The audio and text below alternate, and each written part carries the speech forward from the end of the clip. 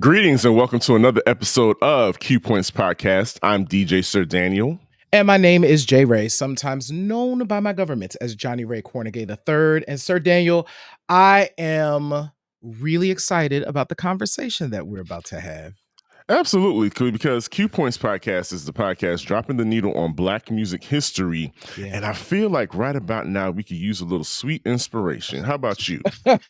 You know what? That is absolutely true. And I honestly miss this style of singing in our music landscape. Like, we just don't do it like the Sweet Inspirations did it anymore. Absolutely. Sadly, Cissy Houston passed away on October 7th of 2024 at the age of 91. And the world, of course, is familiar with Cissy Houston as Dionne Warwick's aunt. Yeah. And the mother of a singer you may or may not have heard of. You may have heard of her. So just a little singer, a little vocalist by the name of Whitney Houston was her daughter. She gave birth to the voice. Yeah. But the thing people need to realize is that Cissy Houston was her own voice. Yes. Mama had her own bag before Whitney came along. And on this episode, we're going to talk about Cissy Houston and the Sweet Inspirations and the legacy that they left behind. So, J-Ray. Yeah. A lot of people don't realize that Cissy Houston was not only a background vocalist, but she was, like we saying, she was a part of a major group called the Sweet Inspirations, and we'll talk about their impact as a group. But she was also a vocal arranger. Yeah. What they would call her today is she would be called a vocal producer. What do you think? Yeah, so that would absolutely be true. And we've seen now a lot of clips of Miss Houston in front of gospel choirs, just kind of directing. And when you listen to Miss Houston sing, you hear Whitney Houston and the way that she was able to use her vocal, kind of the vocal inflections and some of the playing that Whitney ultimately did vocally. You actually hear her mother doing those things, because the thing that is really important about Whitney Houston's career, and Whitney talks about this, is that her mother coached her, right? Her mother taught her where to place notes, how to actually sing, where to sing from. And so yeah, she would have absolutely been considered a vocal producer today. But when you go back in time and you listen to these amazing voices, you hear that great combination of soul, gospel, and jazz just mixed in. And one of the things that we're going to use as kind of our lead in to this conversation is the Sweet Inspirations. So 55 years ago in June, the Sweet Inspirations, which actually at that time included Cissy Houston, Myrna Smith, Sylvia Shimwell, and Estelle Brown.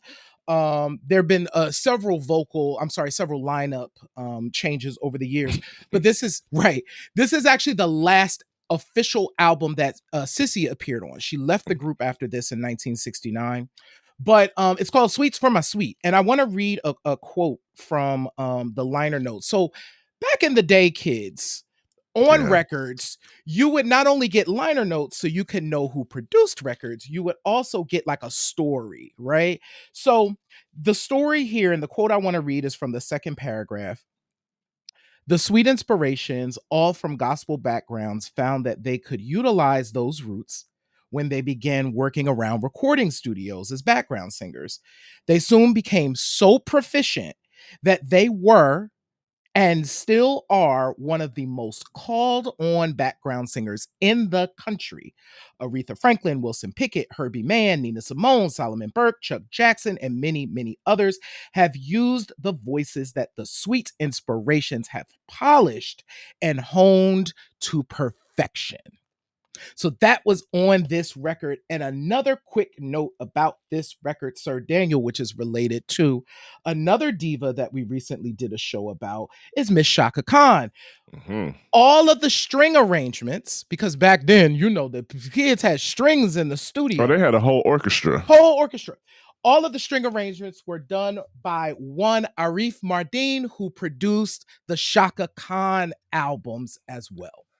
Right. And of course, we'll talk about it also. Cissy Houston ended up singing backgrounds on one of the biggest hits off of that album, I'm Every Woman. Yep. But let's get back to Sweets for My Sweet. Yeah. And you see on those liner notes, the people that they had on the album as far as writers and producers was like none other. Some of the featured writers on the album, speaking of I'm Every Woman. Yes. A young Ashford and Simpson. Yep. Early in their career. Early in their career were writers on that album. The iconic Carole King. Yes. Who is a Kennedy Center Award winner. Like she's literally written some of the most iconic songs in the American songbook. Yes. And of course, another amazing songwriter, Burt Bacharach, and his partner, Hal David, at the time, co-wrote on this album as well. Like Burt and Cissy, Emily Drinkard. Emily, Sissy, Emily. I don't know how black people came up with that nickname of calling her Sissy, but we're going to give you a nickname. But yes, Emily Drinkard is also known as Cissy Houston, professionally Cissy Houston. Yeah. But so Burt Bacharach must have loved him some Cissy because he loved him some Dion. Yeah. And continued to work with these ladies.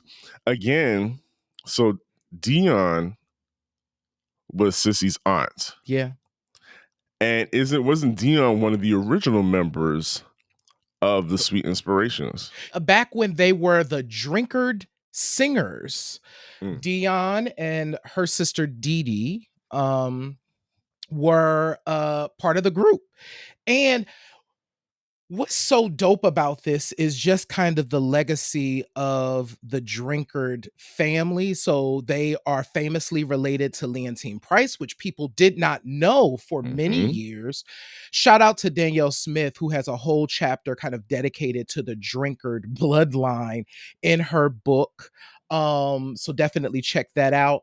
But these women, these Black women from Jersey, were out here in churches learning how to sing orchestral music and learning how to sing in that way and being able to apply it to gospel and soul. So yeah, this group actually started, with Dion and Dee Dee.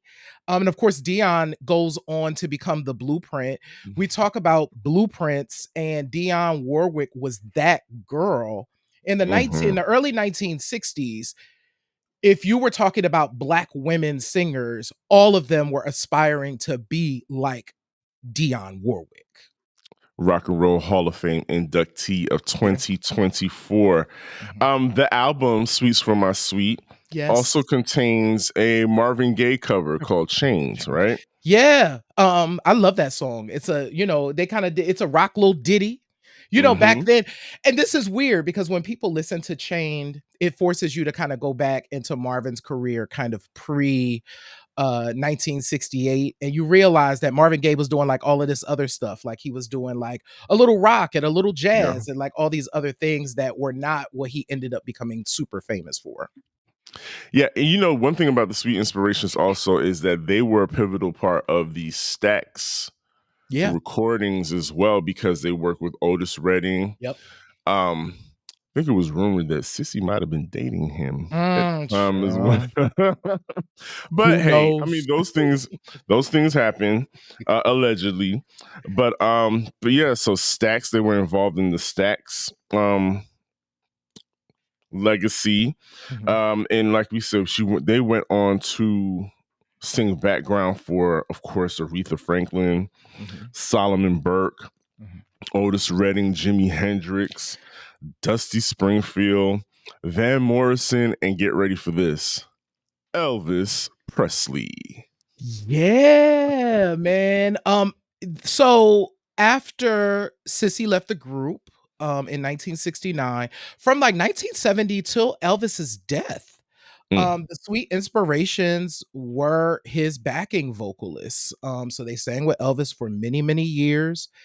And to that point, it speaks to, and Sir Daniel, we know this, right? White artists need them a little bit of soul in that thing, right? When they hit the stage. They sure do. What do they do at those live performances? They gonna trot out that gospel choir. I don't care if it's Toto, Mhm. Elvis Presley. They're gonna bring out a gospel choir to bring it on home and get people on their feet.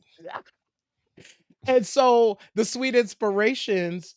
So when we think about like legendary background singers, because in on this show we've talked about over the years the importance of the music is not just a person up front. Like there's all of these people that made it happen. You have the musicians, and it also for many folks included these background singers, of which the Sweet Inspirations were famous.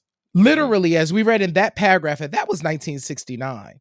So these women were really kind of just running things for like years.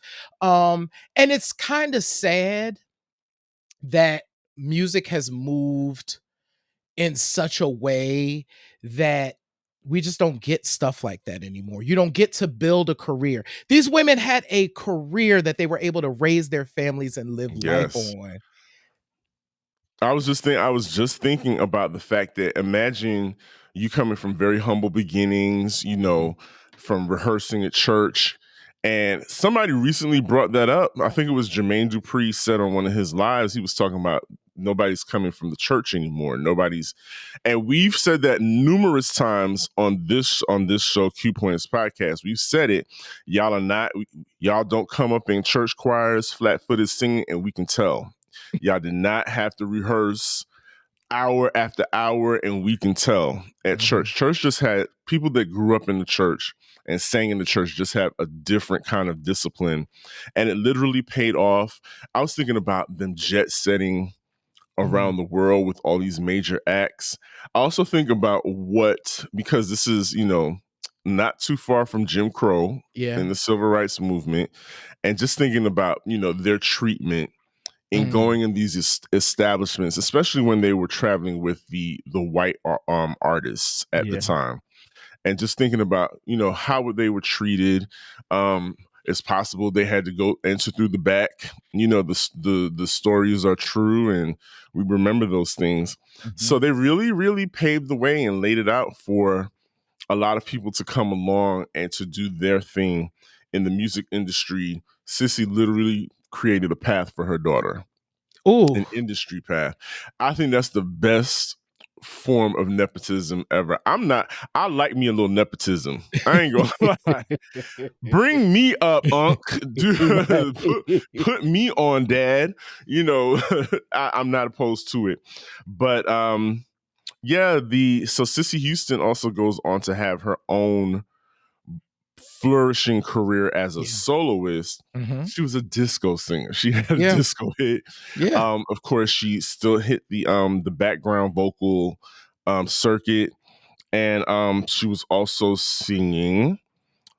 Well, before we do that, J. Ray, Mhm. there's a song that we've talked about on this show that as part of a historical song Yeah. that we found out Stevie Wonder is playing drums on this song. Yeah. And then we also find out that the Sweet Inspirations are actually singing on background on this particular song, which is a huge landmark and game-changing song. Yeah, that's the history of I Was Born This Way is a fascinating history. There are two distinct versions of the song, and both versions of the song have their own legend and history and include folks like Stevie Wonder, who played drums on the first version of the song. I Was Born This Way, by the way, is the first song to be sang about being out and proud, and that's according to the New York Times, not being hyperbolic in any way. um and was written by a Black woman and sung by two Black men, and about being out gay and proud. So the second version of the song, though, is where the sweet inspirations come in, which is kind of fascinating. So I'm actually going to play a clip of Carl Bean, who sang that version, telling us what happened about how the Sweet Inspirations got involved. When they approached me, I knew when the song came that because I sat on that step and heard what's going on and the Staples, and that's what God had touched me with this message music.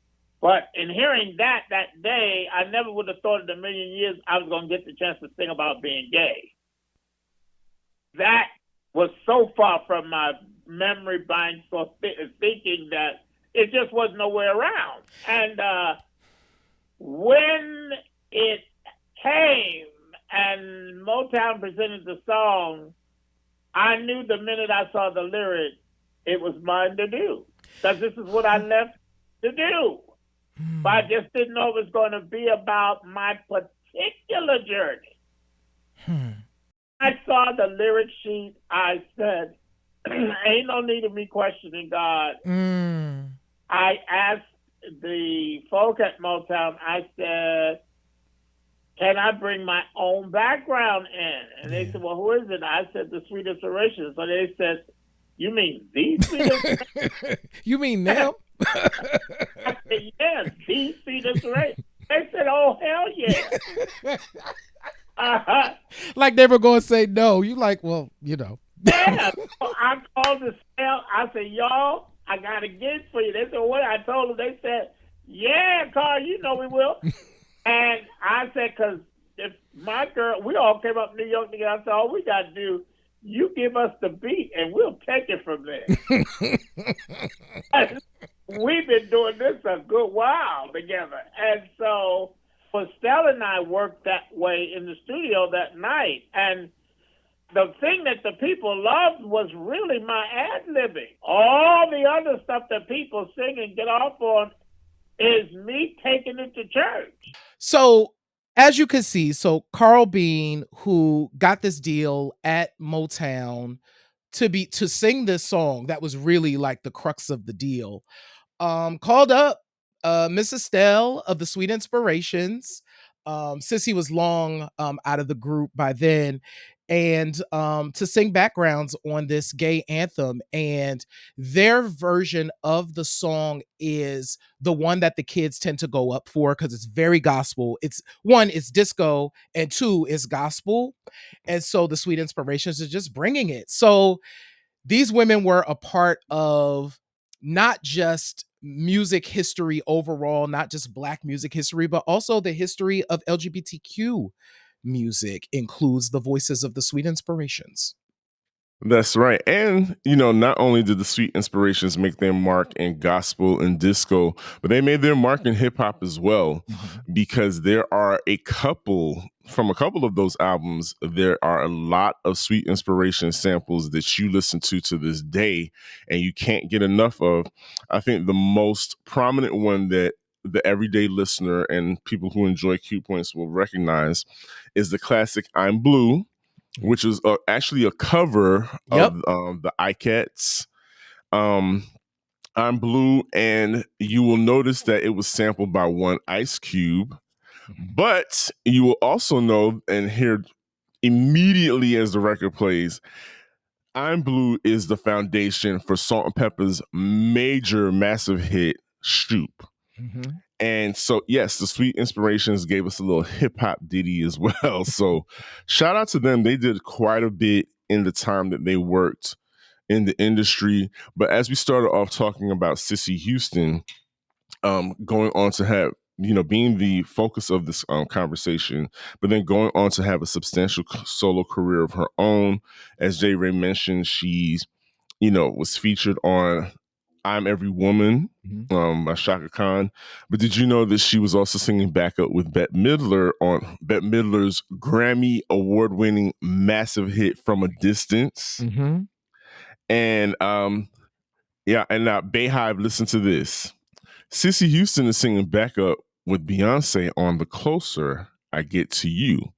And I believe that was on the Dangerously in Love album. That was Beyonce's first album, I believe. So yeah, Cissy Houston, y'all gonna stop referring to her as Whitney's mom. She was her own woman. She was her own woman, and she did her thing in this industry and left an indelible mark on the music industry, specifically Black music. And for that, we salute Miss Cissy Emily Drinkard Houston on this episode of Q Points Podcast. Another one, J. Ray. What you got to say about it? Yo, thank you all so much for tuning in with us as we walk down memory lane. Before we close out, please make sure that y'all go and stream the Sweet Inspirations. You will not be disappointed. These records are full of beautiful harmonies, lots of great covers that are unique. So you want to check out these records. So please go and do that. And for you beat makers and producers out there, you'll probably find some stuff you want to sample. So there's that. Thank you so much for tuning into Q Points. Please make sure that you subscribe wherever you are. If you could see our faces, if you can hear our voices, great. Hit the subscribe button. Share the show with your friends, family, colleagues. If you love the show, chances are they will love the show. Please support Q Points. You can either, support us through Cash App. You could do that. You could buy us a coffee. You can also shop our store at store.qpoints.com and get yourself some fresh gear. Last but not least, visit our website at qpoints.com, where you can sign up for our newsletter and read our blog. We appreciate y'all. We love y'all. And like I always say, in this life, you have an opportunity. You can either pick up the needle or you can let the record play. I'm DJ Sir Daniel. My name is J. Ray, y'all. And this has been Q Points Podcast, dropping the needle on Black music history. We will see you on the next go round. Peace, y'all. Peace.